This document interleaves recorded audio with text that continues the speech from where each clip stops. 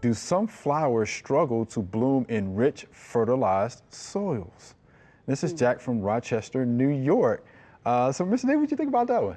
Probably because, there's some plants do well in areas that are rocky and the soils aren't well, and those, if you put those in a rich fertile soil, it might just get 10 feet tall and or just grow a lot of leaves and vegetative rather than blooming.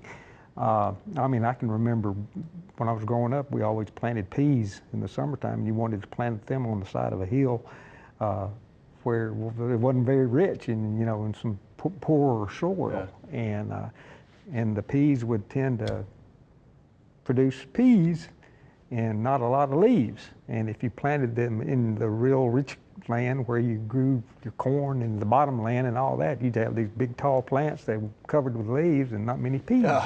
So it's that same analogy. Right. So yes, some plants are adapted to. Some plants will. Some plants need that kind of soil. Some plants don't necessarily need all that. Right. I was going to say it just really depends on the plant Right. and what it needs for its own environment to do well. Right. So does too much fertilizer just promote green growth? Oh yes, definitely. So it definitely does that? Yeah. Okay.